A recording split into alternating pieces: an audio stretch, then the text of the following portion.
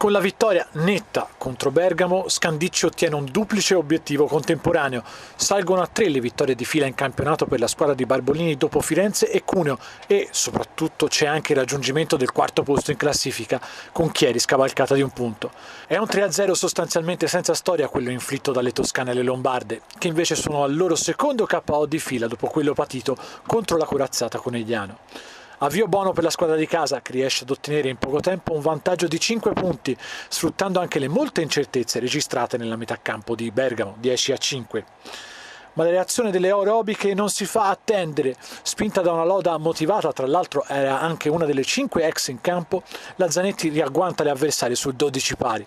Si tratta però di un classico fuoco di paglia, perché da quel momento in avanti la Savino cambia marcia, fino ad imporsi nettamente per 25-15.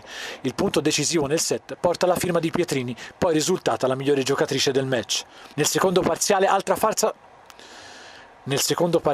altra falsa partenza per Loda e compagni e su 10-3 Turino decide di fermare il gioco, alzando molto i toni con le proprie giocatrici.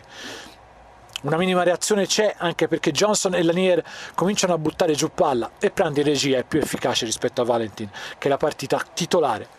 Comunque sia, l'epilogo è sempre lo stesso del primo, ovvero con Scandicci vittorioso, anche se stavolta a 19. Il set più equilibrato è indubbiamente il terzo, dove registriamo una Johnson in crescita e il buon ingresso in campo di Miobertolo. Scandicci però ha molte frecce al proprio arco e Malinov distribuisce bene il gioco su tutte le compagne. È proprio la regista della Savino e della Nazionale a chiudere il match con un preciso secondo tocco che finisce a terra. È il 3-0 finale, 25-20 il risultato del terzo, che permette alle ragazze di Barbolini di festeggiare il proprio San Valentino con la tifoseria locale. La foto finale è quella che le giocatrici della Savino hanno fatto con i cuori regalati loro da parte dei Roadrunners, il club più importante di ultras della formazione scandiccese.